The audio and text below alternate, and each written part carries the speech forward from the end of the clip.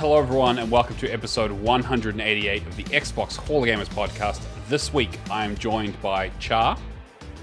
Hi. And Keo. Hello, everybody. It's Cameron's birthday. Surprise, guys. There's the announcement. It's Cameron's birthday. He's not getting out of it. He told us not to tell people, but it's his birthday. Shame. So make sure you go. Yes, it is the 19th of October, 2025. It is Cameron's birthday. Wait, what's his one? I was gonna. His social security number is his addresses. His mother's maiden name is the last 4 digits. I've seen the back of his credit card. Amazing. And no, we're not singing happy birthday. No, I'm not doing that. no, it's out of copyright though. I mean, this is true. You can, yeah. Although apparently Warner Brothers never really had the copyright for it. Apparently it was a thing that it was never contested. But apparently, yeah. Mm-hmm. So does that mean they also don't have the Nemesis system? That's exactly. I see. I got it. Yeah, I see where your brain's going. They're constantly watching. Let's just not poke the bear. Yeah, exactly. As always, we do the show live on Twitch. Xbox Hall of Gamers is the place to find us. Come say hi, hang out, usual business. Oh boy, we got a bit of a busy show. I don't even know where to start. I guess we do have a few community questions this week. First one here is from the Moonzom, who says, after playing Kingdom Hearts again, I was reminded of the forced second-person perspective in the Luke's fight. What unique gameplay style have you run into or would you like to see more of? I guess this is for things where it's like the game takes a bit of a twist or a change. I've got a few if you guys need to think about it, but I have a couple that I could probably jump on straight away that I think are really interesting. I'm going to look up exactly what... So in that fight, essentially, it makes you take the view of the boss. So you have to move around relative to where the boss is. All right. So like that part in Metal Gear with Psycho Mantis. Exactly. It's something like that where it's like it messes with your perspective, which is an interesting idea. I think it was more of a gimmicky kind of thing, but it is kind of cool. Yeah. The Hazelight Studios seem to be really good with this, like A Way Out and It Takes Two did a little bit of that where they changed it to isometric for that level, and then they definitely did it in Split Fiction. They did it, yeah, especially like that final sequence is crazy for some of that stuff. So they were always about like flipping things on its head. Like one of my favorite parts of A Way Out is the hospital escape sequence, where it's like the camera like flies out and like goes into like different rooms, and suddenly you're in a side-scrolling part where you're doing the hallway fight from Old Boy and all that kind of shit. Yeah, I mean, I don't want to give any spoilers, but a game I've been playing this week does a little bit of that. Not like a huge change, but it kind of changes up a little bit how the game works, which is fun. I do really enjoy it when you kind of have like interesting kind of genre mashups or changes or experiments, even if they're just kind of short bite-sized little things to show off, to be like, cool, here's a cool thing that we came up with. Play it for like, a couple minutes and then move on back to whatever you were doing. Yeah. Yeah, It Takes Two in particular was like, it's like the little side stories and stuff were great examples of that. They weren't all some of them were just like aesthetic changes, but some of them were like complete genre changes or mashups. And they did a whole bunch of different like game styles, which was really cool because then we could just play a whole bunch of different stuff throughout the whole game. It was like a touch of everything. It was really good. Yeah. Except for that fucking tower. And I blame the character because we proved that it was the character that was fucked. The female character was not that good at the jumps. And then I was just having massive issues. I managed to do it in one when I changed character to the male character. No. Blaming the character. Sure. All right. Females can't jump. Let's go with that. Who did I play? Oh no, I was the dude. Yeah. I'm just trying to think of like other good examples. Saints Row did a fun one. Saints Row 4, where because of the way the game worked, it was like you were going into the memories of, or like the torture version of each of the characters, and like one of the, the one you were stuck in was that like 1950s, awful fucking Leave It to Beaver kind of like, no violence and you're the president and everything's great. And then like one of them was like a side-scrolling brawler level that was really, really cool. And there's a bunch of really good ones. That reminds me, way back in the day, Omicron the Nomad Soul. Oh yeah, God, One of my favorite because it was everything rolled into one. There were boss battles that were side-on fighters like your Tekken style. There were first-person shooting sections when you went into buildings. When you died, you ended up in the body of another person, and it could have been a cop. It could have been, I don't know, a plumber or whatever. And you only had access to the buildings that they had access to in the game. So it was really, really cool. It was a great game. And it had a Bowie concert in the middle of it. Well, yeah, because Bowie was the voice of the main, not the main character, but yeah. Alan Wake 2. Yeah, actually, yeah. Alan Wake 2 is a really How good did I forget Alan Wake 2? Yeah. Because that was incredible. Because even just each different boss fight was so different from each other anyway. And then you had that whole scene where you're in the, Kyo just reminded me of the whole scene where you go through the concert. Yeah. And then all of the, lights change and everything's like you're walking on a stage and then suddenly you're not. And, that was cool. Yeah. Well, I guess they did that thing in the DLC with the art. Yeah, the DLC in particular, that the Nightspring stuff was really, really good for that. Like the 3 completely different scenarios using the same engine, same characters. Yeah. I'm trying to think of. I can tell you, I don't want to see Horde mode again, though. That would be nice. Just in games in general. Yeah. Yeah, I'm glad that mostly died with the 360 for the most part, right? Like there's a few of them still, but for the most part, everyone was like, Gears 2 did it, and everyone copied them. And they were like, stand in the zone for a bit and just wait for enemies to rush you for 50 waves. It'll come back in 10 years, and it's like, you listen to something that you knew from you're a kid, and everyone was like, no, I hate that music, whatever. But then now it's nostalgia, and it's like, maybe I do like Spice Girls. No, that's just nostalgia. Yeah, you just remember being younger and happier. Nostalgia. Yeah, it's the Horde modes of the bell-bottom jeans of video games for sure. Yeah, unless you're a masochist and just love Dark Souls games in general. That's true. True. I mean, I don't know if I want to play another Sekiro, but Wait, no? Oh. Oh yeah. I'm good. But yeah, hopefully that answers your question then, Moonzom.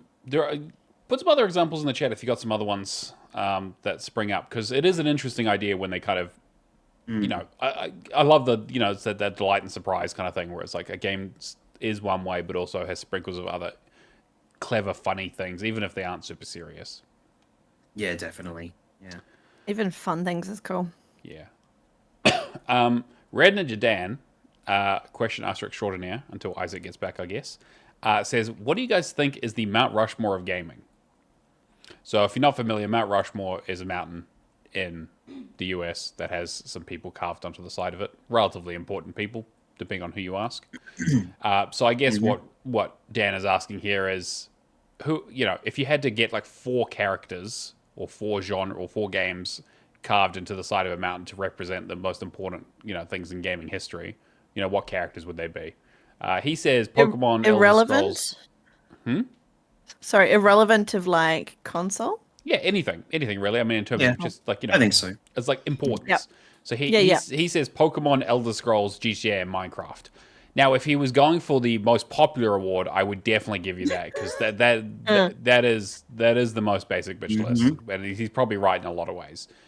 But being gamers with capital G there, it's like, can we think of any others that might fit?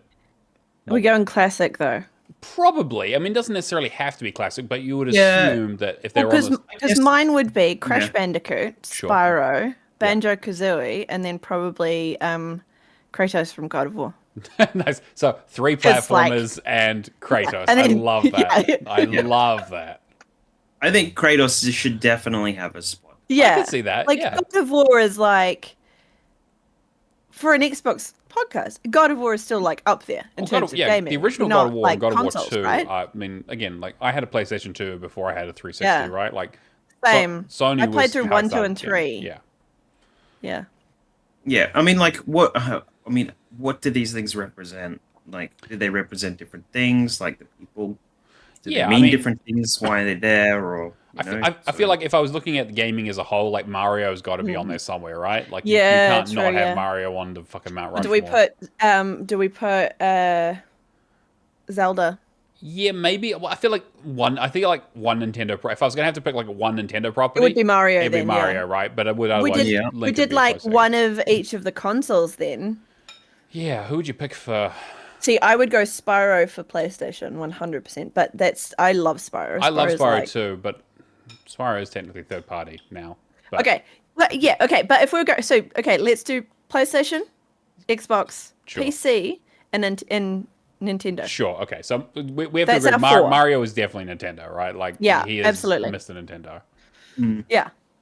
I don't know, Kia. What do you think? You play a lot of stuff.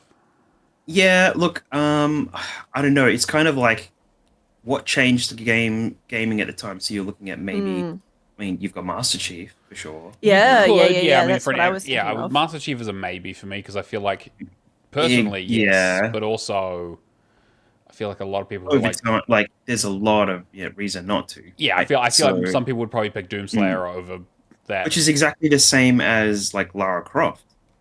Yeah. I could see that. Yeah, but- get some female yeah. representation. Yeah. Could, I but, could see that. Yeah, it's just like the 3D platformers are built upon a lot of those. Which is why I thought of Breath of the Wild and Zelda, right? Yeah, that's true. But Mario. Yeah. We've already got our Nintendo. Alice in the chat says Pong, just I guess the paddle from Pong. I guess sure, I could see that. Or like the L block from Tetris. So, Well, I don't know. Maybe the paddle from Pong could be the vertical thing. yeah, that the underneath other it. Yeah, for Yeah. sure. There's like a little ball bouncing Yeah, off or something. yeah.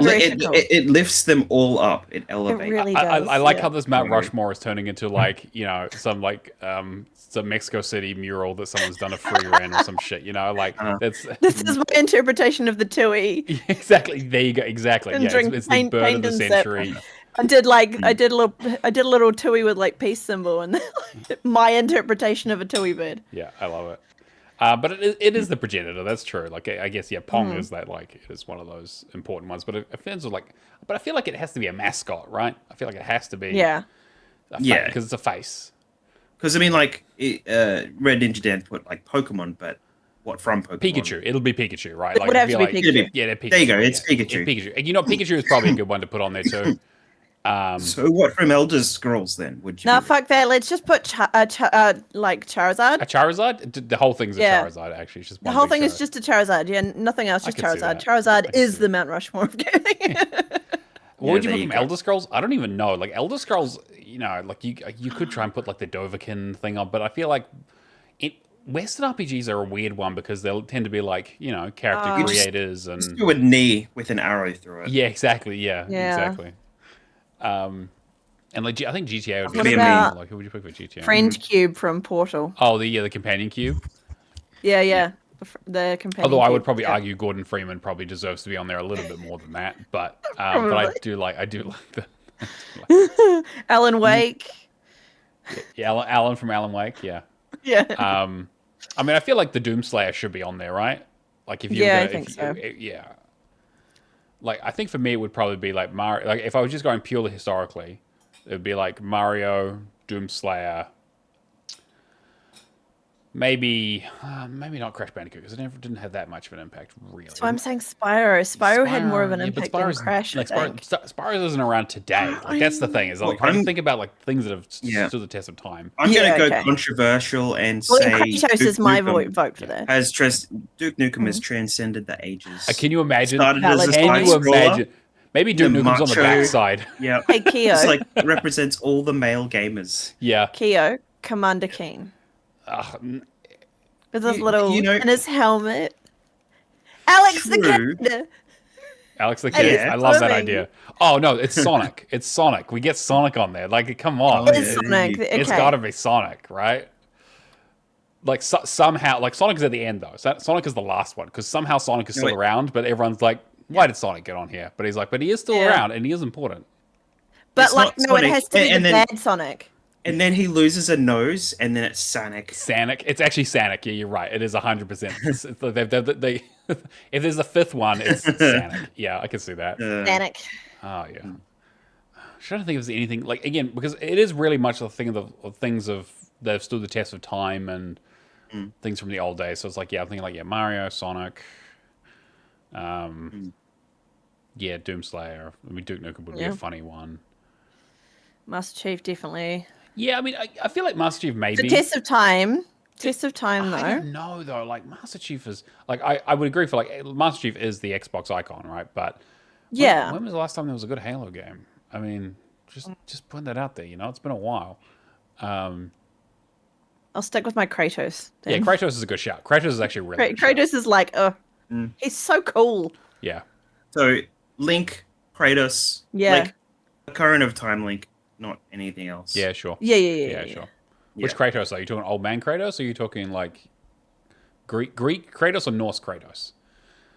I feel like it has to be Norse, right? He's got the beard. It kind of has to be. But I do like classic God of War 1 Kratos. Me too. But yeah, so there's 1,000 answers for you, Ninja Dan. Hopefully that was as confusing and unhelpful as possible. It's now become that like all of the different faces all merged into like one big like blob. Yes, it is the AI. It's just blob. it's actually just you have to when you pull back. It's actually just a giant Kirby. Like he's just absorbed all the other ones. Kirby's just absorbed. It's just ate them all. Yeah, exactly. Pushing against like the side of Kirby's skin. Yeah, so I think basically what we've described is the Super Smash Brothers roster in the side of a mountain. So I think that's kind of what we're going to end up with. Amazing. We also have one more question here from Cameron, which he put in here at the last minute. I've read this a couple of times. I have no idea what the fuck he's talking about, but it's his birthday, so I'm going to read it. But it's his birthday. Yeah. There you go. Indulge him. Cameron says, and I'm reading this word for word, what comes to mind when I say, quote unquote, what's a good/bad game to film adaptation, but a great/bad film? Okay, so if it was what you, Cameron, because you put I there, then like, I don't know, you haven't watched any movies. So yeah, it's true, exactly, yeah. But that's the whole reason why we brought out. Is every movie a bad game movie? He says Need for Speed, for example, is a great film adaptation, feels like the plot of a game, but a bad film. Mm-hmm. I mean, the Doom movie. The Doom is a. Yeah. I feel like Doom is half of a good adaptation. It's a terrible movie, but I think it's yeah. Okay, but we still have a list of movies that we have to watch, which includes Blood Rain and all of the sequels? Second and third. Yeah. So basically, this answer could go forever. Yeah. And, what was the Sonic? But if it had the original design, not the redesigned Sonic, but Sonic, Yeah, I mean, if you think about like what's a good adaptation, like what I think what Cameron is trying to say here, and he's in the chat, so maybe he can correct me, but I think what he's trying to say is things that are faithful to the games but still are bad movies. Yeah. So I guess like Need for Speed is somewhat faithful to the movie, to the game series. If the game series have had very paper-thin plots to begin with. If I was to pick one Yui Bowl movie that got as close as it possibly could, it would be Postal. Postal, 100%. Yeah, everything else, nah. Postal's a pretty close. No. Oh, actually, no. The correct answer for this is the original Mortal Kombat movie. Because it literally is based. They were just like, "Hey, Enter the Dragon's a pretty cool movie. We're just gonna rip that off."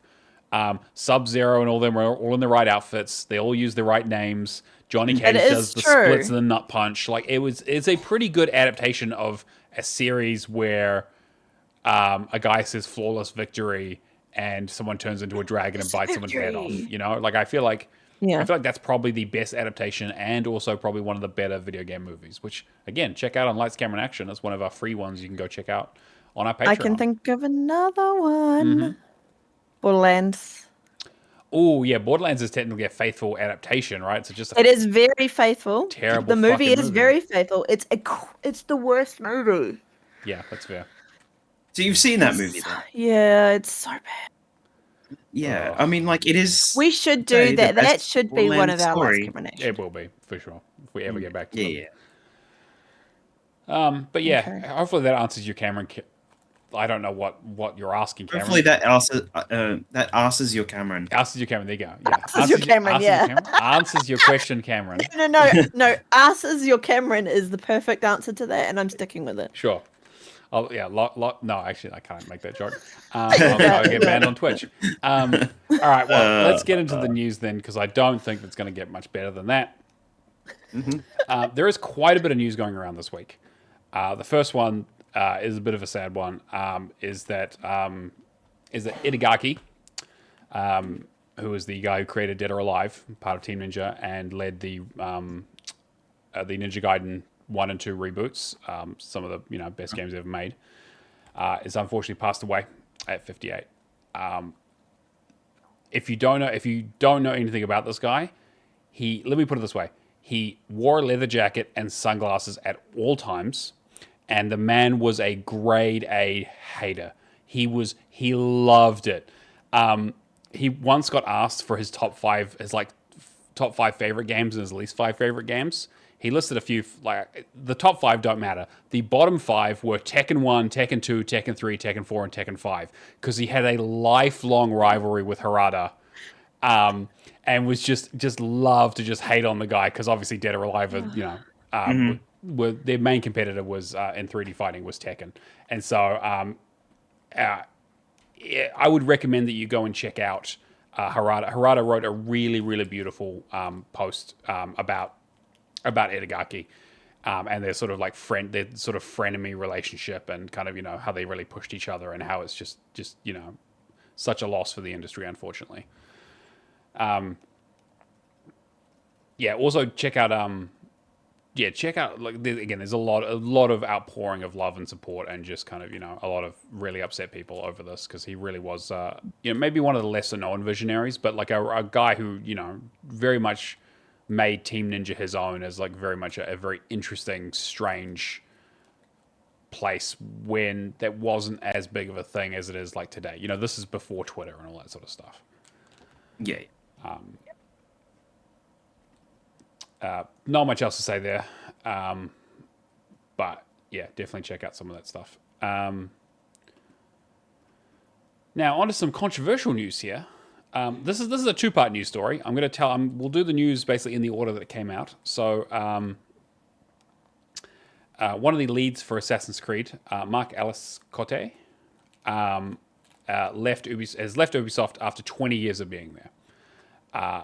This basically happened after the big restructure over there, and they're splitting, and the whole Tencent thing going on with Vantage Studios, which is where they're taking all of their really, really popular IP, moving it over to its own thing, for it to kind of be like, again, they haven't explained what they're doing yet, but the idea is that they're consolidating all their high earners away from their, masses of debt and less successful properties.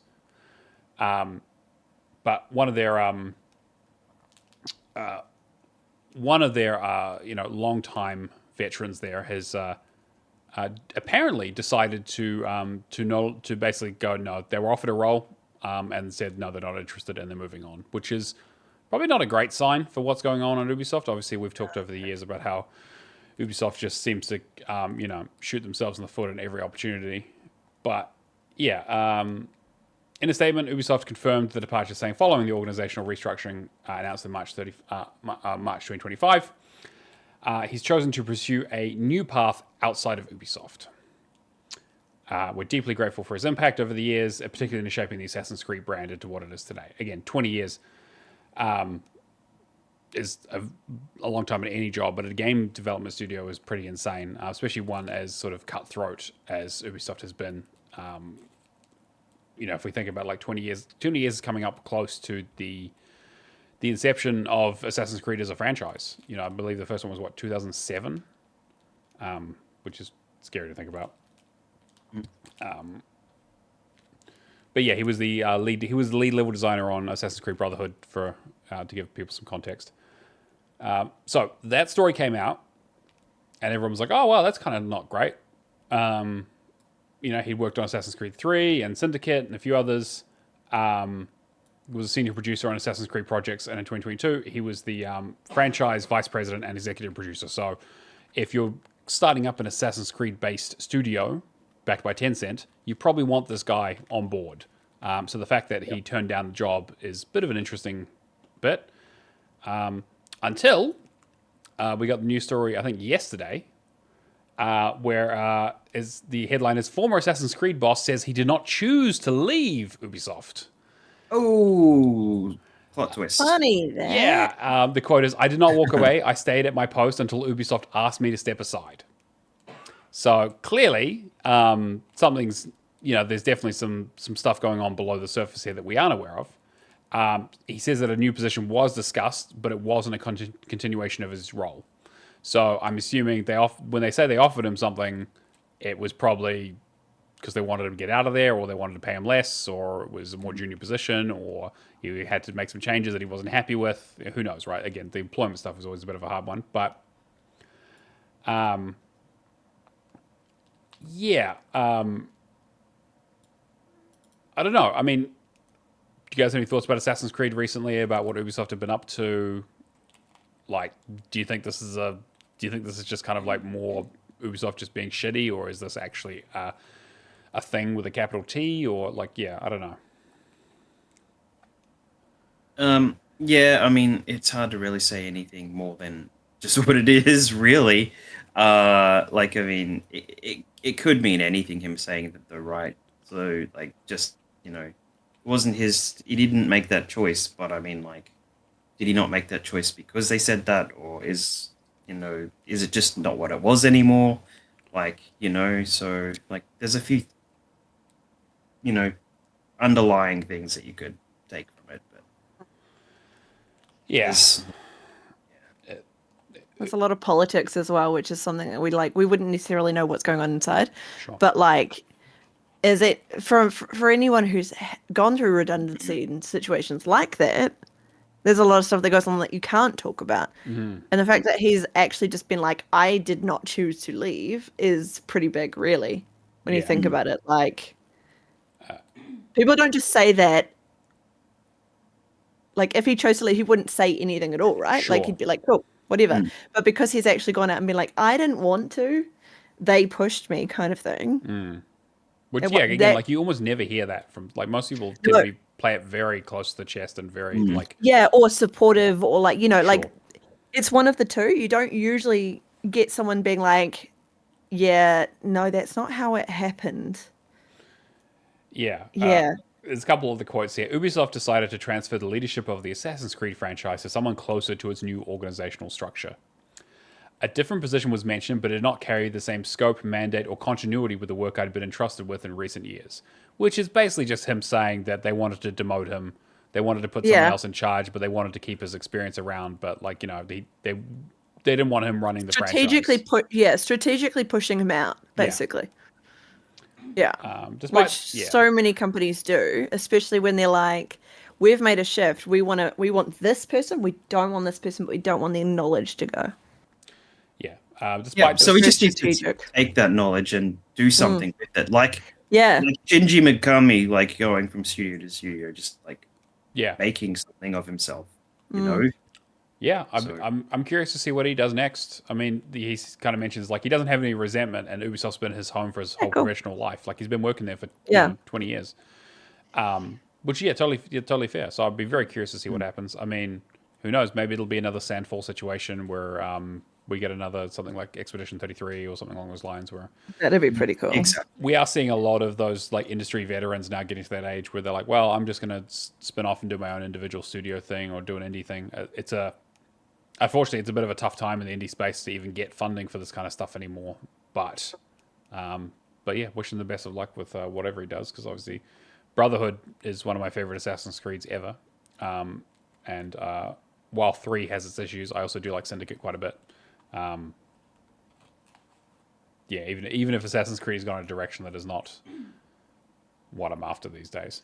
I am very curious about who they do put in this position and kind of what direction Assassin's Creed goes forward now with this whole sort of Tencent having a 25% stake in this new studio. And there are still a lot of Assassin's Creed projects. We talked about that you guys talked about that cancelled one last week.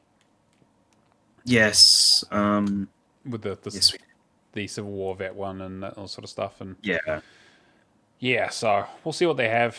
I've been playing a lot of Assassin's Creed recently, and it needs a fucking shake up, I'll tell you right now. Anyway, yeah, just thought that was an interesting bit of controversy to come out this week. Some more shade, because we just love dealing in that in the games industry. Ex-Call of Duty director worries immensely about Microsoft owning the franchise. So Glenn Schofield, who was the former Call of Duty director, I believe he was at Sledgehammer, basically says, once you're assimilated by one of these companies, I think you take on their traits. And he also said that the Sledgehammer-led Call of Duty games just aren't as good since he left. Which that's some. I was gonna say I was with him up until that, and I was like, actually, yeah, Black Ops 6 was actually pretty good. Like, I don't know if you played it. That feels a bit like a salty comment from someone being like, "I'm not there anymore, so it's not good." Yeah, there's a little bit of that, right? So speaking of VGC, Schofield opened up about his feelings around Call of Duty and the acquisition. And he said, I worry about it immensely. I really do. What's happening with Gears of War? Where's Halo? And which is, I think, a fair point. There's been a lot of discussion around how a lot of Microsoft has definitely become the sort of EA of that, where they're, gobbling up studios and that sort of stuff and doing acquisitions, and we're not seeing a lot out of it still, years later. It's like, unfortunately, I would imagine that Call of Duty bonus system is out, and now that you have theirs, they're probably going, this isn't that.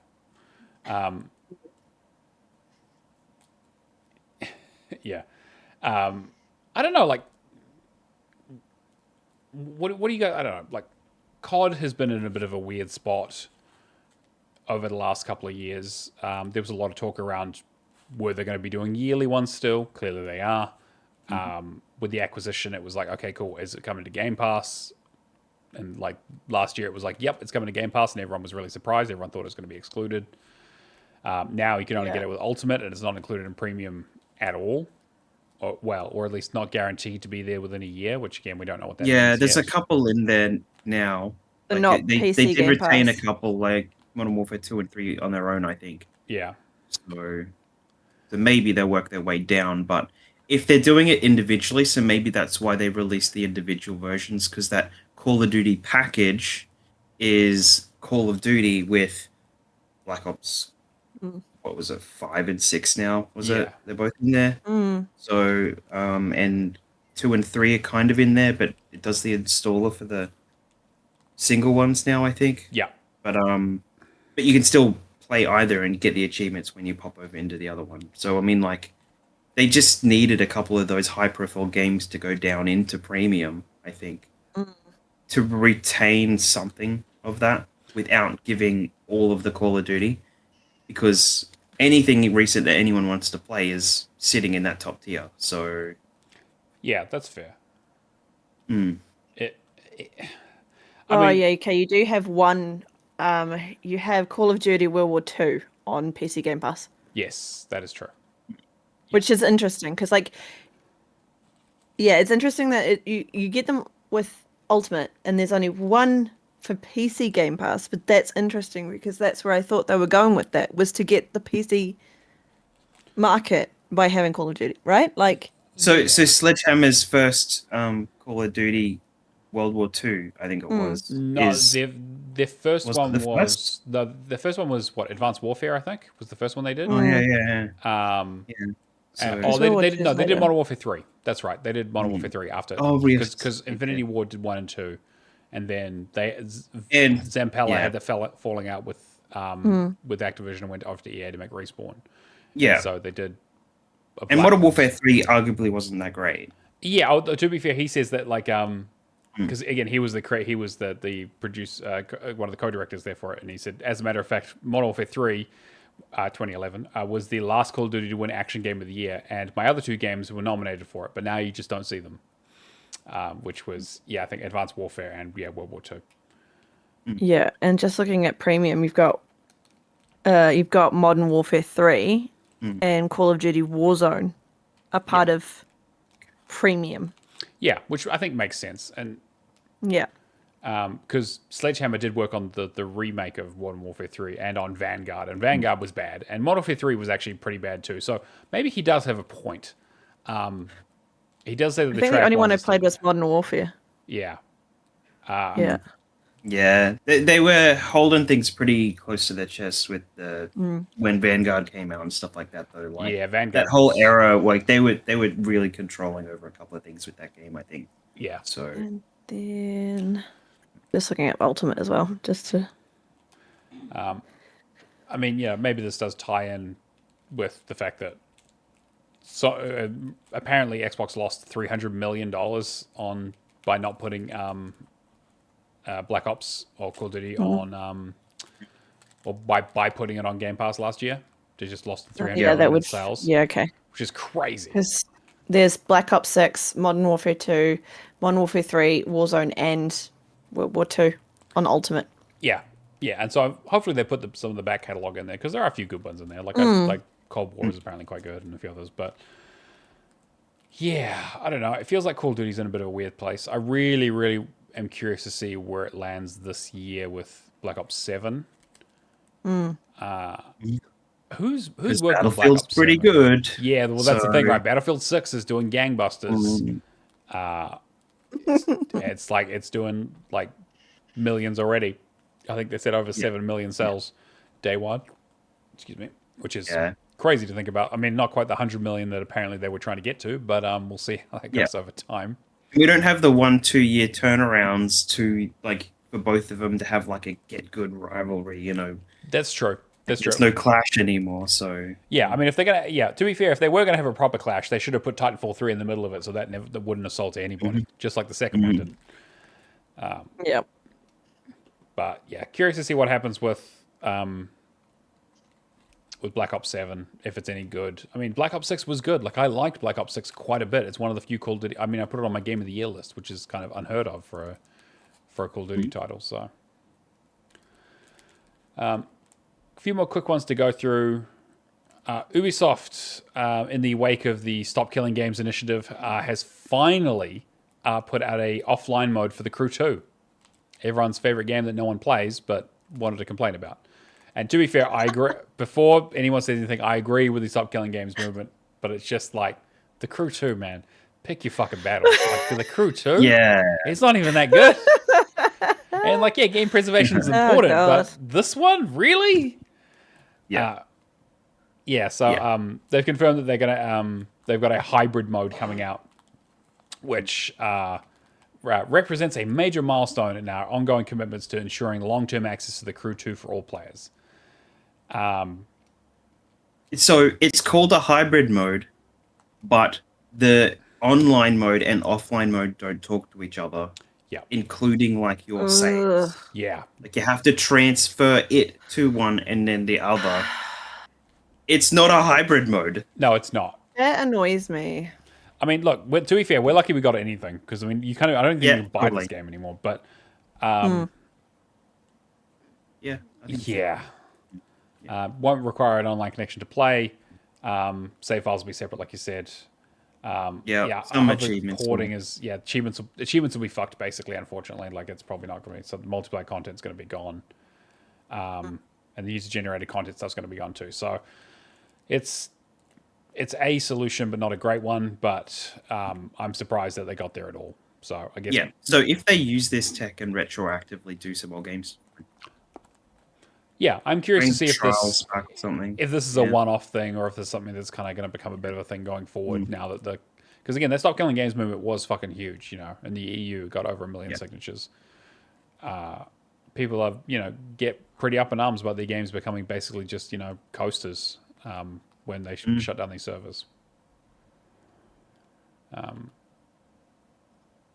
Not that we, are server closing chasing people at all, right? No, totally not. I totally don't have a game grinding levels in the background at the moment. I'm not, but that's true. But that's stay that way, Char. I don't give a shit. Yeah. All the game's going. Oh, shit. Yeah, exactly. Well, speaking of things getting shut down, Remedy has been talking about they've been going through their financials, and apparently FBC Firebreak has not been doing very well at all. They've been they've issued a profit warning to investors and lowered it lowered their operating profit outlook due to massively underperforming sales of FBC. They basically said that all of the player base was basically coming from the deals that they did with Microsoft and Sony for Game Pass and PlayStation Plus, and that their launch phase consumer sales suffered. And despite improved player and sales metrics after the update, which they've been doing quite a bit of background work to kind of make the game more playable, it's just not reaching the targets they need to. Apparently on Steam, it's sitting at like double digits in terms of players, and the idea being that like if you've got a quote unquote live service multiplayer game that's repeatable and squad based, you need to have a lot of content very, very quickly. You need to have a big enough player base for people to match up together.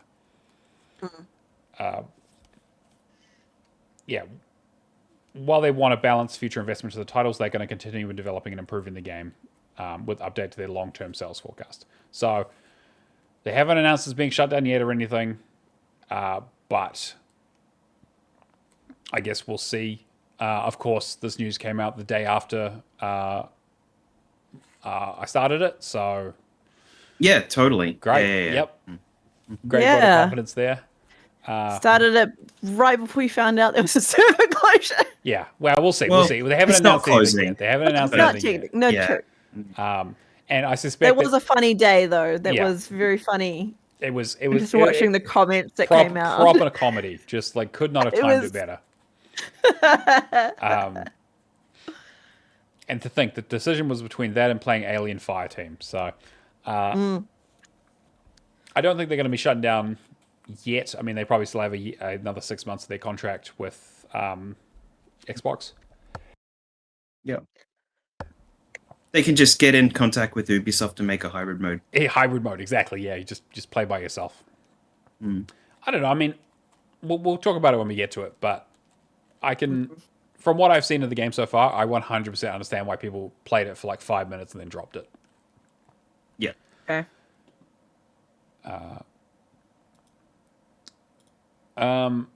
More controversy, because it's apparently one of those weeks. Halo art director.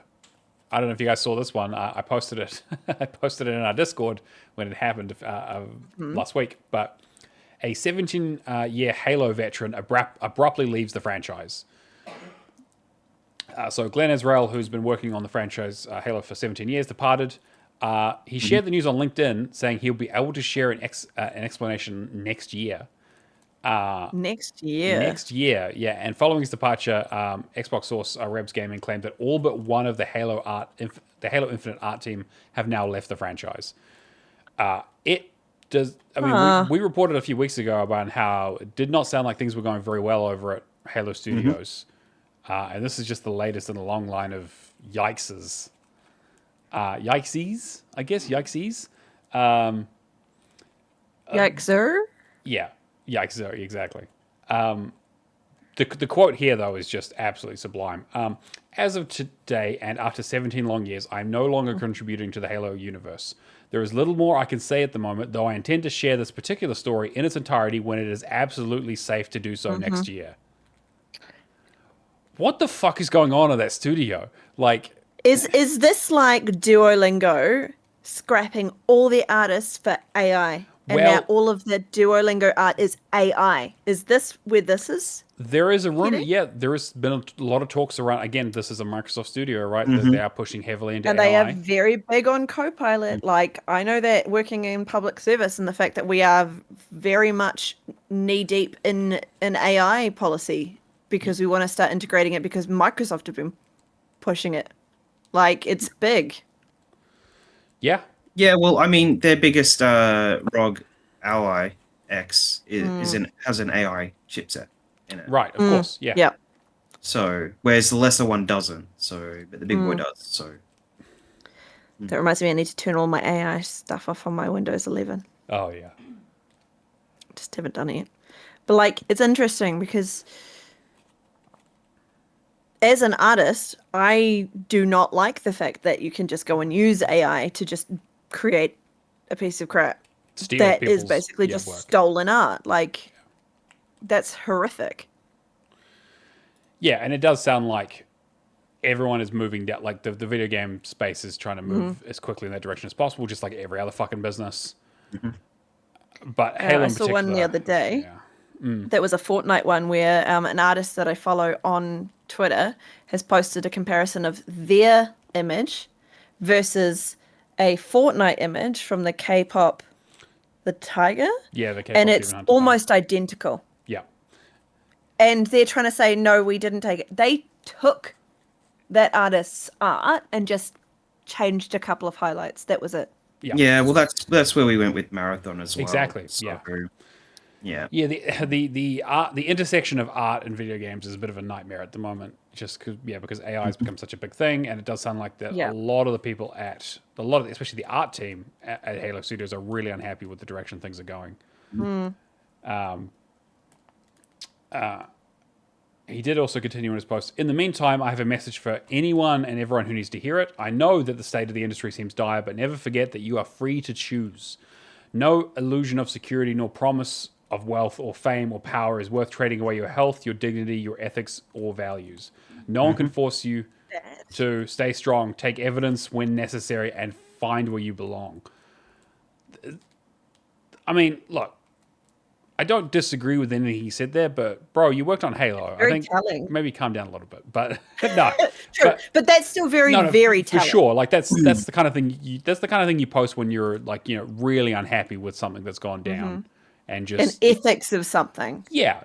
So I mean, like you said, the logical thing I think is that the sort of AI is taking over their art department, and just a lot of people are just up and or running. they're pushing them to use more AI art.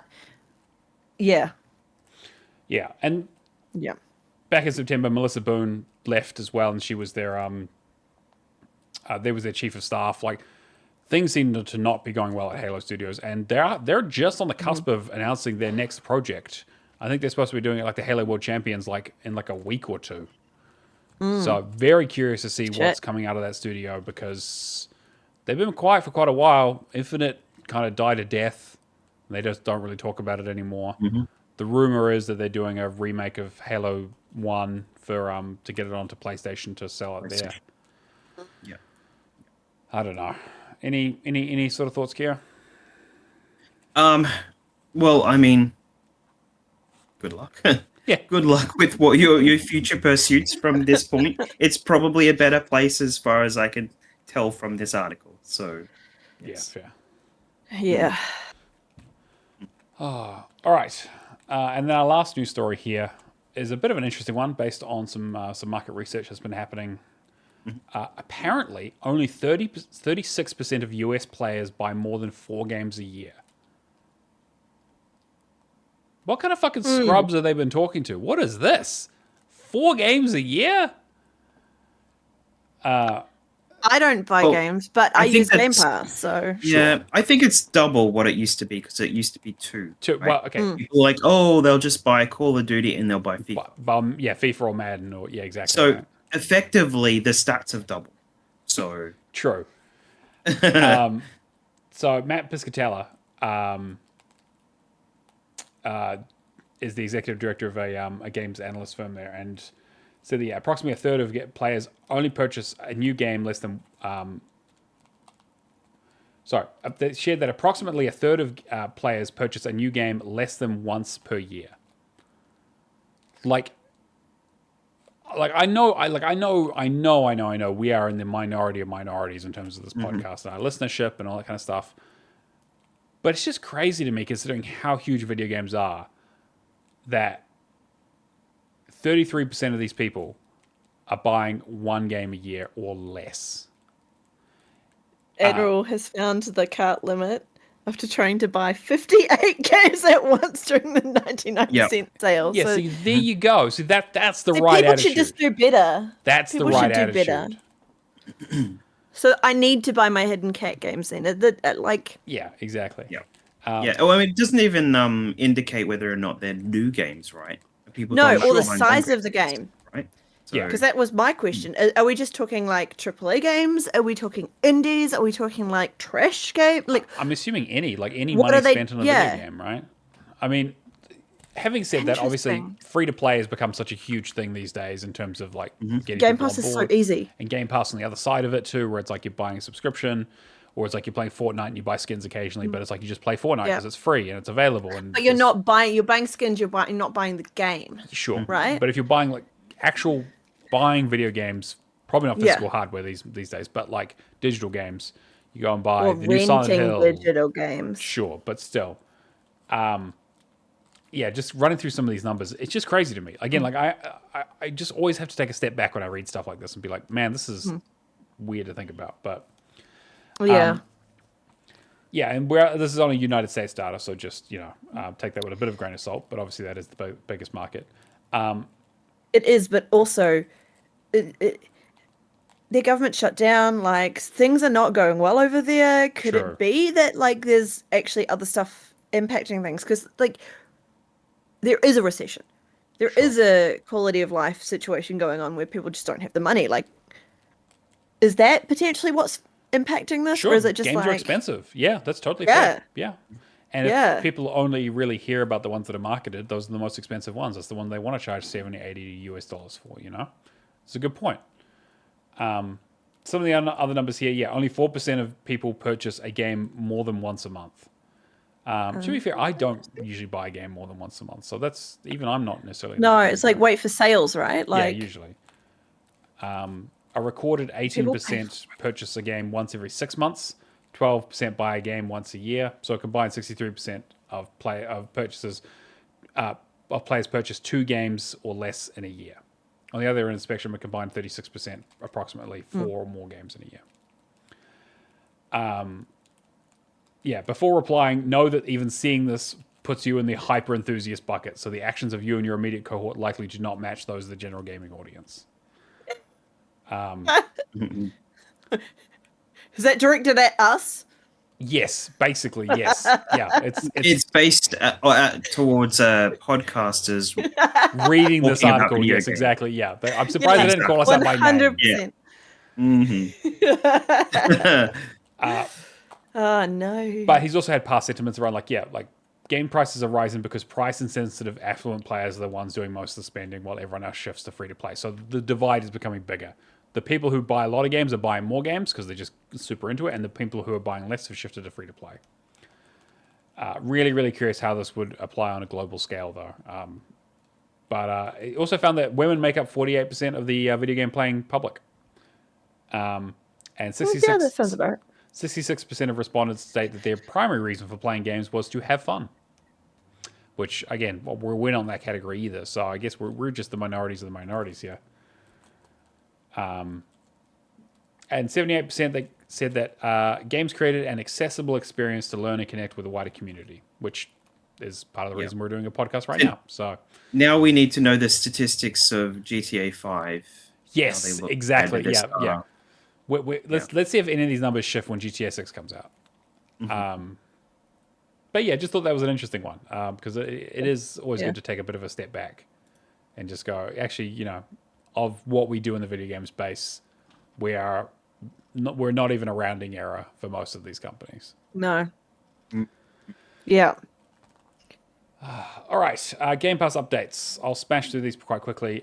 So on Wednesday, we had Ball X Pit join, which looks insane. Go check out the trailer for that. It is an Arkanoid block breaker style roguelite run-based game that looks very, very strange and interesting. The Grinch Christmas Adventure got relisted. Eternal Strands has come to premium. He is Coming has come to premium. And Ninja Gaiden 2 Black is also come to premium. And on Thursday, on the 16th, we had PAX Day, which I believe is that MMO. On the 17th, we had Keeper. And then on the 21st, we have Evil West coming back and Ninja Gaiden 4, which everyone is really excited for and looks really, really good. Can't wait to see the reviews on that. Don't know if it's going to be on my playlist. It's probably going to be a little bit too much in the hardcore category for me, but always appreciate what they do over there. Yeah, I heard that MMO has some stuff like you have to be the first 5 days of the month or something to unlock. So achievements or something like that. Right. So yeah, I was talking to Blake this morning. That's annoying. Yeah, and then leaving, we just got that announced. Jusant, Metal Slug Tactics, and Return to Monkey Island are leaving. So if you're going to work on any of those, Return to Monkey Island is a classic. Definitely do that. And Jusant is a relatively easy rock climbing sort of very beautiful, nice music. Worth playing. Yeah, definitely worth playing. It also has like an accessibility mode if you just want to super chill your way through it. Yeah. To give you like unlimited stamina and you just kind of keep climbing. But it's nice. It's a nice game. Just make sure you have a collectible guide because they're a little bit off the beaten track. Patreon, patreon.com/HawlerGamers. If you want to help support the show, a huge thank you to Old Mate Clown, Cavaliero7, Hack and Pone, Kung Fu Skills, Happy Moogles, Admiral Awesome, Natolinator, Lee Howard, Left for Legacy, and Venoms AU. We literally could not afford to do the show without you guys, so thank you so much. If you do join the Patreon at any level, you get access to all of our Lights, Camera, and Action episodes where we talk about video game movies, as well as the sort of before and after outtake stuff that we do prior to the show. So go check that out. Yeah. And also any extra stuff that you want to do or you think would be interesting for us, we're open to ideas. We do random things occasionally. Occasionally we'll chuck something up on there. So yeah, that's Exactly. We basically break even on it, so thank you so much. We appreciate it. And we have the monthly theme, the Bimestral Burden, every 2 months. So at the moment we're looking at September and October, the creature feature. Play games where your main character is the non-humanoid. That includes anything that's not humanoid. And so I've been playing a bunch of Ninja Turtles, and that counts. So. Ninja Turtles is a good one. I mean, it's not. It's a terrible game. My game counts. Crypt Custodian counts. Yes, you Crypt play as a Custodian cat. definitely counts. Absolutely. I need to find some more things that fit into that month because we're running out of time. Well, actually, no. I played one this week. Let's go right into it. What did you play this week? So I have been away for work for most of this week, so I have not had as much time to play as I would like, but I've managed to get a few things in. We played a bit of FBC Firebreak before I left. It is a first-person horde-based kind of objective game, similar, I guess, kind of like a Left 4 Dead kind of idea where you play different kind of slightly different classes with different weapons and you have little objectives to do. There's only 6 maps in the whole game. It's very, very basic. They've made some big changes where it's you don't have to level up your weapons anymore. They've added some new perk stuff. I mean, we only played it for a few hours. I think I had a pretty good time with it, but I think it'll be a relatively slow burn. We'll just kind of go through it. I don't think there's much really to say about it. I feel like in the few hours that I played it, I feel like I saw most of what the game has to offer. I don't know. Exactly. Yeah, you've played a bit more of it, Kier, before, right? Yeah. That's pretty much what I was saying when it first came out and I had to go over it. It's some matches were when it came out, you had some matches that were a single objective and then you finished. Right. And then that's it. So, and then you've kind of got these things where you go into 2 or 3 different things, but it's the same stuff. So, yeah. So I get why it's in the condition it's in. Yes, yeah, for sure. Apparently, this new update they did at the beginning of the month does have a new mode, like a mold mode, and they do have a bit of a roadmap. So we'll see how much they continue to support the game going forward. But I want to try and get it done because it's also not a super difficult completion either. A little bit grindy. The other things that I played, I did the Call of Duty Modern Warfare 2 campaign remastered. So this is the old 2009, I think it was. Modern Warfare 2 classic campaign.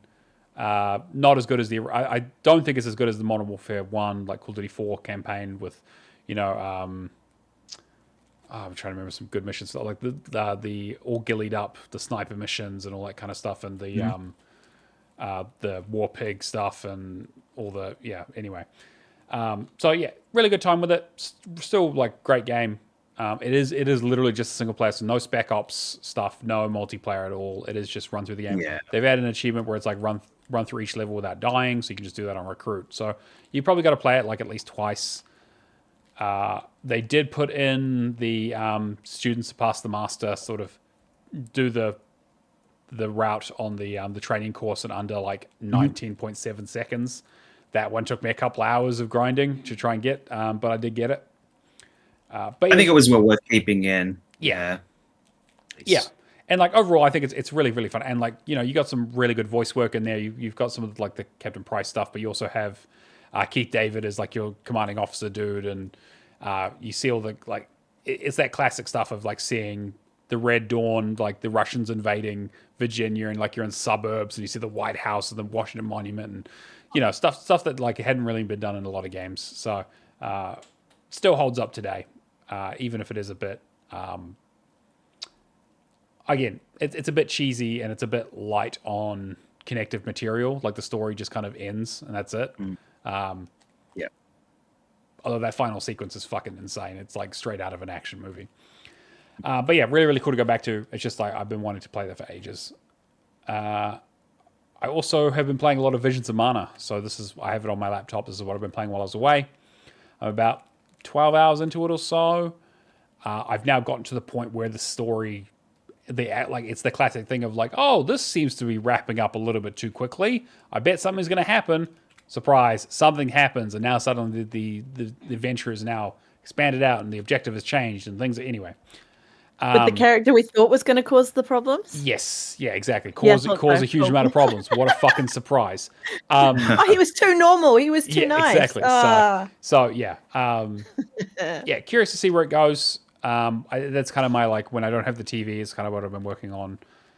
It's fun. It's really good. It is very mana driven in that you know we talk about how Final Fantasy games are very like you have a lot of recurring elements, like you have a person called Sid, you have a chocobo, there's usually crystals, the magic is still called the same thing, you find some of the same sort of monsters. This is like that cranked up to 11 where it's like the characters have the same names and all, like it's so similar. It almost feels like a retread. It's pretty. It is very pretty. It looks like it's built on the same engine that they used for the Trials of Mana remake, which I really, really enjoyed. So it's just kind of more of that. And yeah, I'm enjoying it so far. The voice acting is pretty good. It is a very, very standard story. Like hasn't had any major surprises yet. But yeah, we'll see how it goes. It's kind of a nice kind of turn your brain off. You don't really need a guide for it outside of a couple. You got to find a little cactus guy in each of the levels, but that's fine. It's a relatively straightforward thing. But yeah, I'm glad that it came to Game Pass. I know that Shane was a big fan of it, so I'm curious to have a chat with him once I finish it. But yeah. And then the last thing I just chucked on today, because I was tired of playing Assassin's Creed Shadows, it's just driving me insane, is I started Keeper. I started and finished Keeper, I should say. And I really like this game. It only took me about 3.5 hours, so it is quite short. So maybe 4-hour game. All the achievements except for one are collectible based, so you just need to find like a hidden collectible in a few of the levels. Each of the achievements, the description for the achievement actually gives you lore about the game, which is very interesting because the game has no dialogue, no spoken words, no written words, nothing. Okay. It's all, you basically just have to figure it all out. It's all context clues and kind of understanding symbolism and things like that. But the idea is that you play a sentient lighthouse who basically falls off of their perch, stands up, grows legs, and just kind of walks out into the world. A world that's being ravaged. The screenshots. Yeah, it's a beautiful really game. Cool. Like in terms from a visual perspective, it's very surreal and beautiful and artistic, and like you can see like watercolor stuff, and just it's incredible. A really, really great game to look at. Cool. Music's nice. It's a bit of a slow starter. There's not really it's a bit of a walking sim for maybe the first 30 minutes or so. It kind of picks up with some puzzles a little bit later, and then it gets much more interesting as the game goes on, as it makes interesting changes. I won't say any more than that because it's a short enough game already, and I think people should just play it. But perfect Game Pass game. 4-hour experience. Just kind of like sit down, chill out, have a good time. There's a chapter select if you miss any of the collectible things to go back and get them. Yeah, cool. I'm looking forward to watching the YouTube video that dissects this world and kind of talks about what's happening in it, because it is like a really interesting kind of surreal thing going on around. You're kind of in a world that's being devoured by something called the what is it called? It's like I think it's like the Wraith or something. I need to have a look at it. But anyway, the Wither. It's called the Wither. So it's being devoured by something, and you kind of somewhat figure out what's going on, but also not, because they don't tell you anything. But then like things change, and I don't know. It's very, very symbolic. But Double Fine have knocked out of the park again. I love just about everything they've ever done. So highly, highly recommend it. Char, it's been a while since you've been on the show. I think my notes said 2024, I think. Yeah, that sounds about right. Somewhere around May. I don't think I've been on this year. Yeah, so what have you been playing for the last 12 months? Who the fuck knows? Oh, I did go through and have a look, because I also realized that I don't have Pro TA anymore, so now I'm like, oh, Oh, yeah. oh, damn it! I can't just scan my. So I'm gonna have to fix that soon.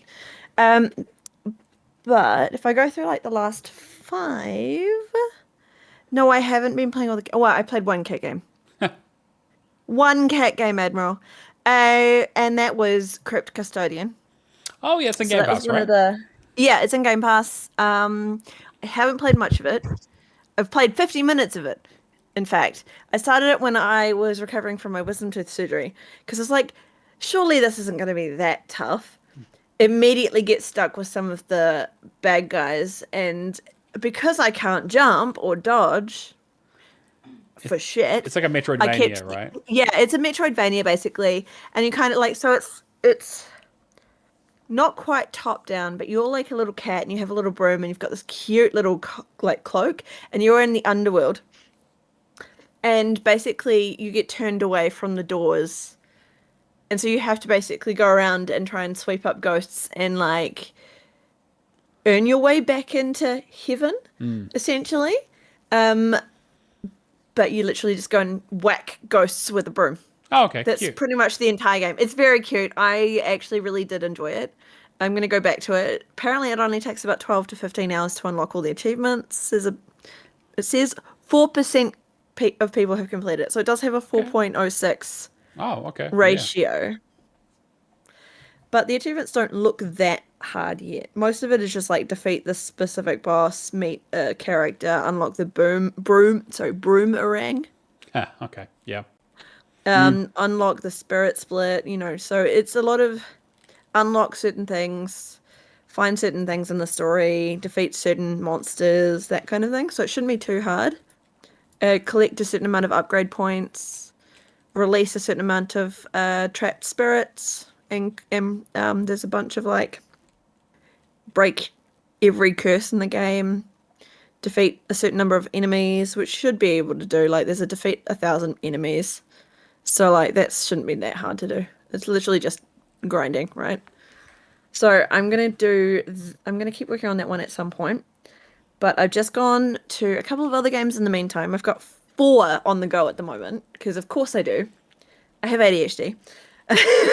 So, I've got Planet of Lana, which is very cute side-scroller platformer. Yeah, it's a platform. I it? would say Planet of Lana. like a puzzle Yeah, platform. Puzzle platformer, yeah. Excuse me. I'm about halfway into it.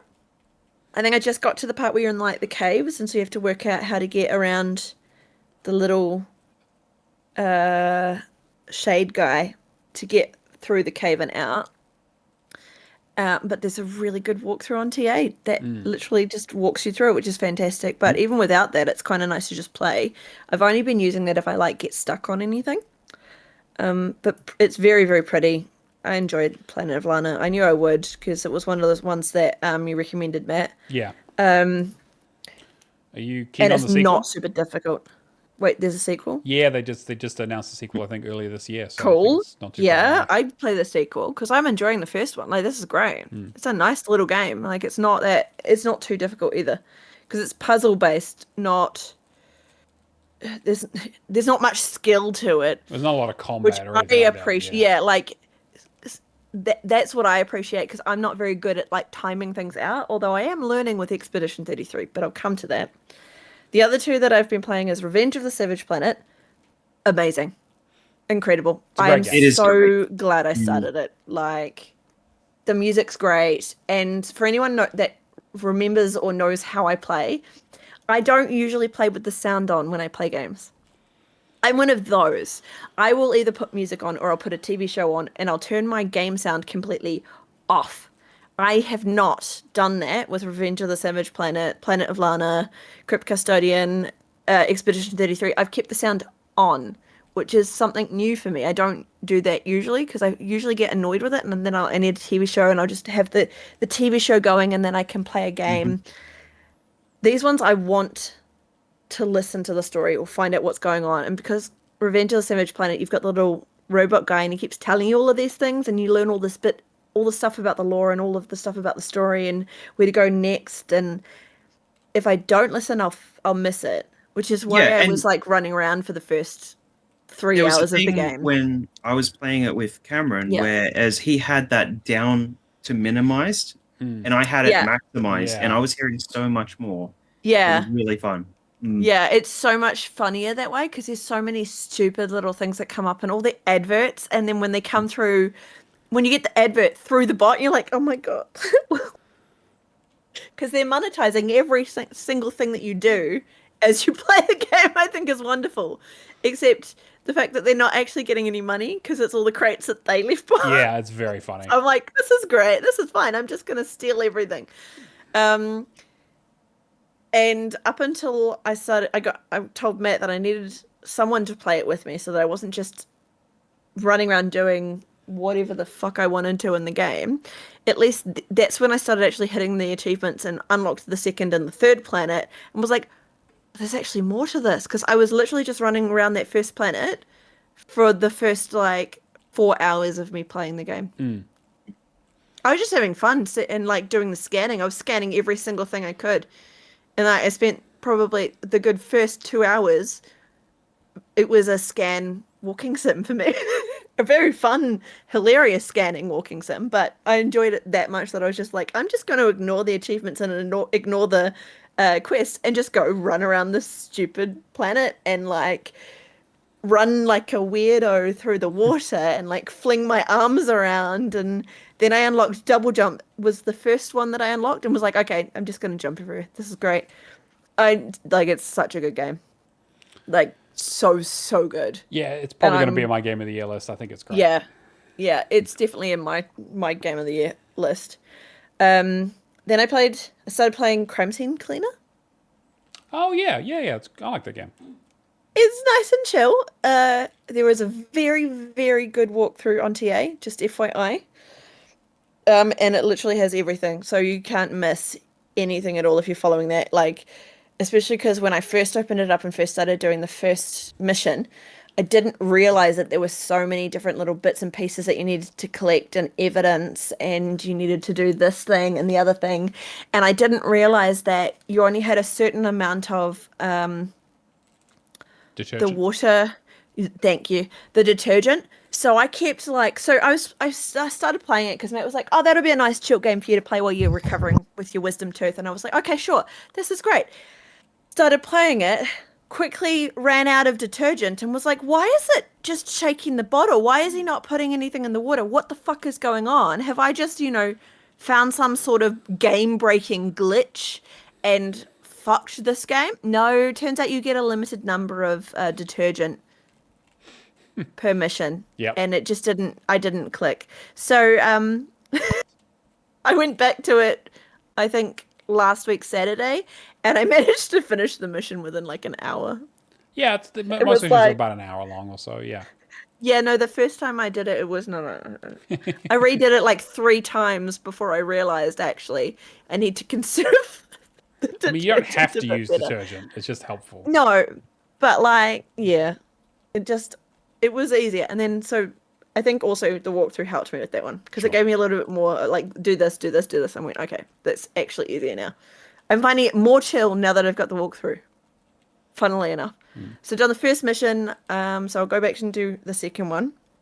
But that's my like, if I can't be bothered doing anything where I have to actually concentrate, I go and do that. And then that's kind of fun. Oh, and like in Revenge of the Savage Planet where you have the water gun, and I went, wait, is this like, Power Wash Simulator again? Basically.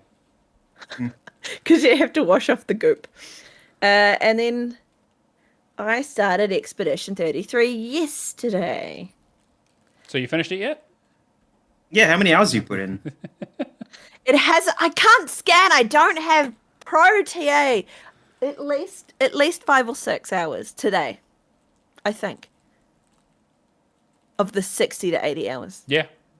Sounds good. I like it. Visuals are good. The story's good, although I keep accidentally pausing the cutscenes. And I think it's an automatic reaction where I want to go and skip them, except I don't want to skip them. I'm pressing the button thinking, oh, this will make them just speak a little bit faster. No. They're French. It doesn't. It just pauses it. Huh. I love French, but like I can speak French, so that part I'm fine with. I think it's just that I'm not very good with like the slow pace emotional conversations. And I'm like, guys, they died. Cool, let's move on. Let's come on. There's a mission Wow, to you're so heartless. Okay, Spoilers but this too. is Like, sorry, no, really, everyone's sorry. listening, and you just drop that. Sorry, shit. I do that. It's fine. Whatever. People die. Sorry, guys. Uh, it's fine. It's fine. So I'm up to the water thing. The underwater thing? Yeah, Cool. Okay, yeah. that's where I'm at. Yeah. I've done that. I've unlocked another character, and the story's still the story, which is cool. There was a paintbrush guy. This is all I really remember. This is great. This is for, like, if people have played it, they'll get it. If they haven't, they'll be like, what the fuck are you talking about? Um, I like the little quality of life things, but there's some that I wish they would fix a little bit. Like when you're in the map area, you know, the big camp area, The world map. and you're like this far away from your character. I want to be closer, and it annoys me that I can't get closer to my characters, that it's like just this big top level. So it kind of, that threw me off, that I couldn't change the camera angle. And then when you go into the spaces, it then is like my character's there. That annoys me a little bit, but I love the fact that I can run and not have to toggle the run back on all the time. So like, because what's the other, oh, Revenge of the Savage Planet is a perfect example of this, where you have to toggle run on every single time, regardless of like, if you've just done a jump, toggle it back on again. If you just like, you know, stumble over something, toggle run back on again. You don't have to do that in Expedition 33. It retains it. The only times you have to toggle it back on is if you like jump over some, like jump, or like not jump, Climb. grapple and climb. So it's like the bigger things, or in a boss fight or a fight. And even then, it's only the big boss fights that you have to then toggle it back on again, not the little ones. Oh. Which I think is wonderful, because I want to run everywhere, and having to toggle it back on every time like I have to in Revenge of the Savage Planet fucks me off. Like, drives me insane. I don't want to have to keep doing it. This is why I have it toggle and not hold. Like, it's so much easier if you just toggle it on, run, cool, go. So that, wonderful. I love that. There was one other thing, but I've forgotten what it was. It was something else I found out today. Oh, the mechanics of like leveling up. That part I found out, but then there's a second one that will come later on that I was like, they keep talking about it, but I can't do it or find the menu, and it's not well explained that I can't use that or do that until later on. Yeah, the pictos.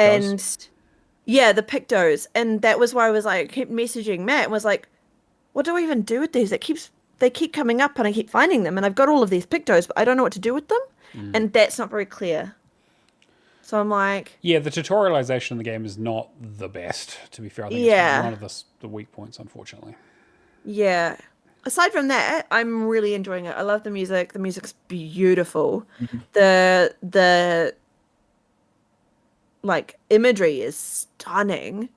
I got up to the part where you're on the cliff edge, and then you see this whole big wide view of all of the mountains and the sky, and then there's just 33 in the background, and you're like, this is so pretty. So I've taken my little screenshot of that, because of course, yeah. And I'm excited to see where it goes, because I am still very early on in the game, especially the fact that I can't unlock the pictos yet, and I'm like, wait, what the frick? So I'm interested to see where it's going to go story-wise, but yeah, like it was very slow to start for me, and I wonder if that was because there was a lot of running around, and I feel like I couldn't, like I'd wanted to go in these little hidey holes and find things, and then I would find something, and then some of them you wouldn't, and you'd be like, oh, but I want to find something in each of these. Yeah. If you want me to run around and go into all of the little nooks and the crannies like I like to do, give me a reward. Like, there's got to be something here, right? You Yeah. just keep looking. Like going through the waterfall and finding nothing. I was like running through the kelp going, where's there anything in this kelp? Is there anything No, there's nothing in the kelp. Walk past the kelp. Don't go into the kelp. There is nothing for you there. So that's where I'm at. I'll probably go back to playing that. And I think Revenge of the Savage Planet, I'm going to do multiplayer with Matt now that he's caught up to me and is doing the stack. So that'll be cool. And then at some point, I think I'm going to rope Keo into doing Sunset Overdrive. Right, Keo? Yeah, look, I'm already down to do that. So I think I've still got it installed from when I did the multiplayer. Amazing. So Perfect. yeah. It's been on my books for like 4 years and I just haven't got back to it yet. And I was like, you know what? I don't have uni this summer. I have nothing outside of work until February next year. Why don't I just get a group together and let's do Sunset Overdrive? So that's probably going to be what I'll talk about once we start. Yeah. Yeah. What about you, Keo? Well, I've been doing a combination of things, and it's kind of like this while I'm doing this and this while I'm doing this, but I've been doing 2 co-op games. When Matt went away, we started Aliens Fireteam Elite. That's Stubby and Cameron and me. And I mean, Stubby is well into it, and I'd started it and not done a whole lot right.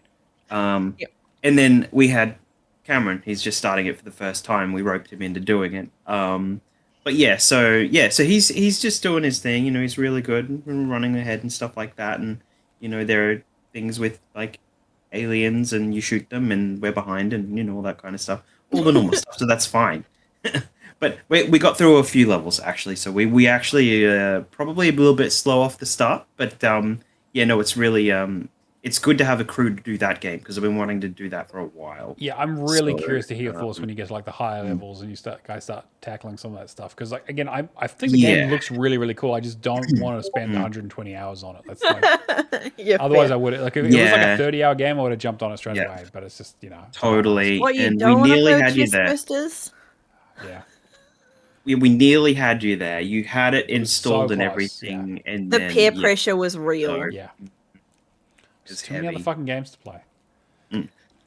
So and Sniper Elite 4 is the other one I'm doing with another mate. Clark. He asked me to do it quite a while ago, and then it went on sale, and then it's on sale this week again, still at the moment. So this is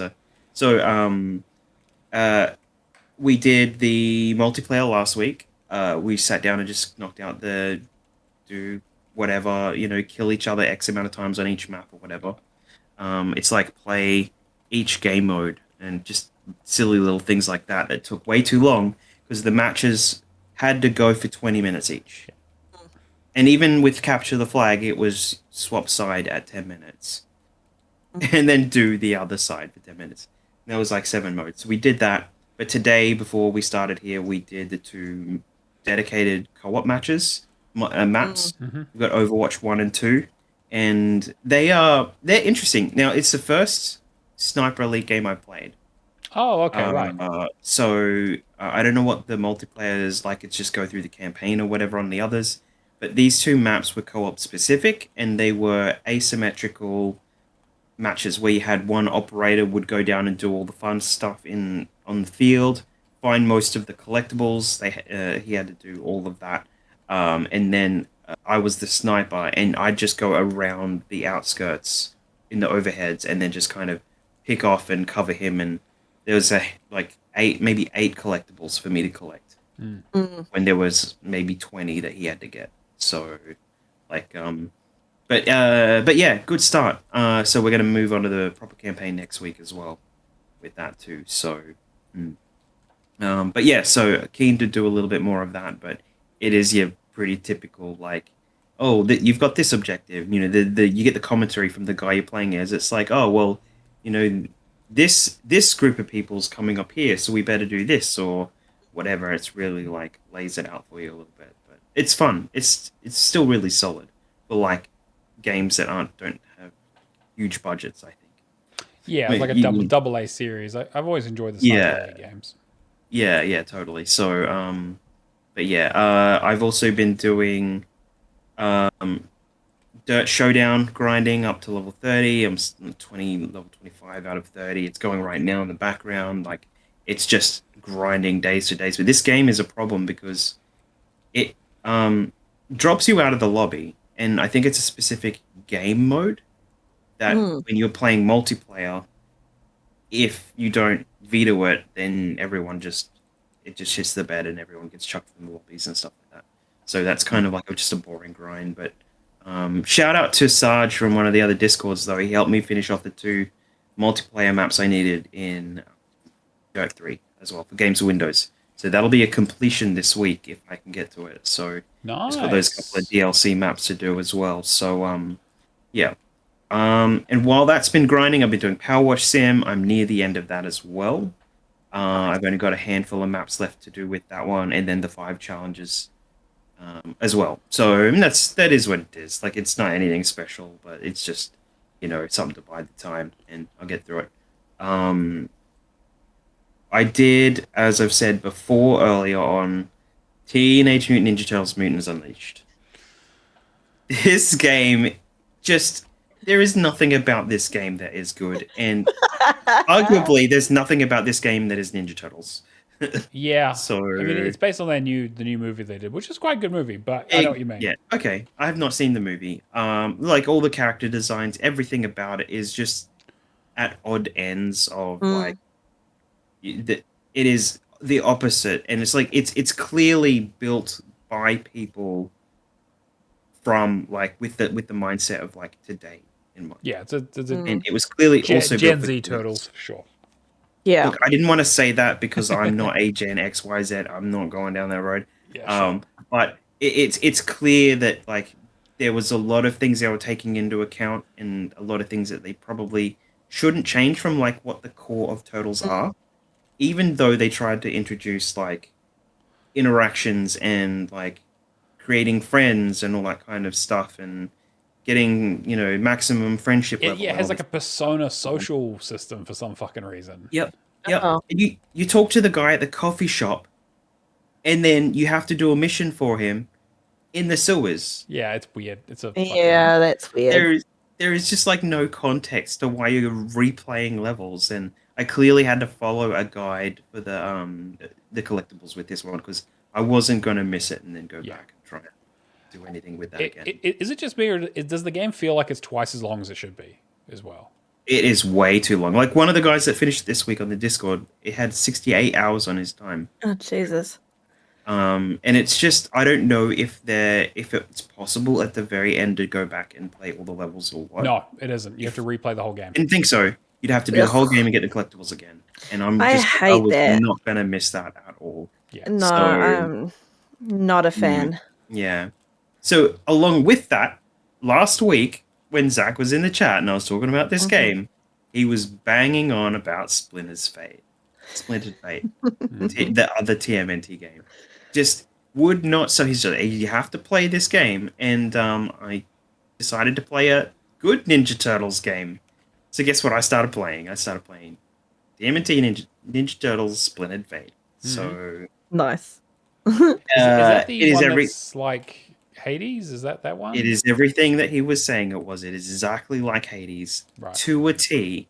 But it is a good game, and I think very, very accessible for people. And the good thing is, the thing that I like about that game and I like about Hades is that it doesn't use the right joystick at all, which means that I can take my arcade joystick, plug it in, and have an arcade experience. Nice. Cool. With this game, with Hades, and it plays so well as an isometric like Hades game. But they have like the same kind of upgrade skill stuff. You find stuff on the map as you're going through each section. In each section, you'll have the bosses at the end of the sections, like the sewers and then the docks and things like that. And when you die and you go back, every time you go back, the people always have something to talk about, and you'll get stuff from Splinter, who you see like the I guess the shadow of him. Basically, the turtles talk to him, and he's the one you get the upgrades and stuff from, like powers or something. And it'll be stuff like, "Oh, Master, I'm sorry, I wasn't able to do that run," kind of like, and it's Leonardo. He's like, I'll do better next time as a leader kind of thing. And it is in the true spirit of Ninja Turtles. Like, everything in this game is Ninja Turtles that Mutant Unleashed was not. So, and it just feels good to play. Yeah, very, very good. So I'm keen to play a little bit more of that, but I haven't finished a run yet. I've only done a few kind of runs through, but you can get upgrades pretty quickly. And there'll be stuff like where you get boons and stuff in Hades, it'll be the Ninja Turtles backing each other. So you'll come across inspiration. You are inspired by Michelangelo. Right, so it's bringing in like the bro stuff really good. So it's really, really nice. Kind of like your true Turtle spirit. So cool. But yeah, that's basically what I've been doing. So nice. Yeah, that's a pretty good list. Yeah. All right. Word challenge, everyone's favorite competition where I come up with a game and you have to guess what it is. On our Discord, there's a word challenge channel that you can go into, and if you get the game right, a gift pops up and you win. So we got a new one. I know what it is. It's the Witness. It's not the Witness. It is. But I have a clue for this new game. This is from a British developer. Ooh. So that's all you're getting so far. I think that's a decently sized clue. That's a pretty good clue. Yeah. So no time frames, no genres, no nothing, but it's British. So yeah, I want to see where people's mind goes to. So jump on the Discord, start guessing. Make sure someone else other than Legacy wins it this time. Come on, guys. I want to see some good guesses in there. Leaderboard, Keo, do you want to read through that? Yeah, so in third place we have Northern Lass at 14,650. In second place we have Mephisto for the win at 18,000 on the dot. And in first place we have Thrash Forever unexpectedly with 77,935. What the fuck? He's done what I do in a year in a week. Yeah, so somebody's been through these 99-cent sales. Yeah. And he's going through these games like dysentery. So that's what can I say? Crazy. Yeah, well done. Completions, Char, do you want to read through those? Yes. Uno momento. Click on the right button. Okay. For completions, we have Shane Firehawk D with Deus Ex. Thank you. Mankind Divided, Rapture with TMNT, Jake with Doom Eternal, Ikoronnikins with Jigsaw, Microsoft Jig. Wait, there is a Microsoft Jigsaw, yeah. I didn't know this. That's wonderful. I'm learning new things just by reading out the completions. Chin Doctor finished Yakuza 6. L4D Pills here completed 2 games, Planet Alpha and Coffee Talk, which is a great game. Mad Lefty completed TMNT. Bulbasaur completed Clicker Heroes. Mm-hmm. Are we proud of this one? Well, he put a lot of hours into it, so maybe. Okay, we'll give him that. Sure. Cool. The Moonzom completed Keeper. Yeah, nice. That's full. That's cool. We're good. Yep, that's everyone. All right. Well, I think that's pretty much going to bring us to the end of the show. It's been a great show. It's been fantastic to have Char back after all this time. Have you got anything you want to shill? Me? Yeah. Well, I don't stream anymore, so don't look for me. Okay. I am back in the Discord. I am back in the Discord since the wedding. I've been a bit more active, which is nice. I'm hoping to be on the podcast more. And I'm mostly going by Char has names on Xbox or the Char with many names. Mm-hmm. That's it. Okay. Kia, what about you? That's it. You can find me Keo live at home pretty much everywhere and on the Discord and everything. And you can catch my stuff on YouTube at How to Fix Gaming as well. So no streaming for me either at the moment. I'm working a few things out because it's been a while too. I think it was April last time I streamed. And right. It was once. So yeah. Mine was a lot longer ago. I don't stream at all, so that's easy for me. Neomaster Wait, and you everything. did stream once. I did. I streamed once. That's true. Neomaster and everything. I Twitch, helped Immus, make that happen. Xbox, and Discord, as usual. Make sure you check out the podcast on your platform of choice. If you're a listener, I do upload the videos on YouTube, and Char does the wonderful thumbnails. So go check those out. Otherwise, we do the show live, Xbox Hall of Gamers on Twitch. That's been episode 188. We will catch you guys next week. See you later. Peace out. Bye.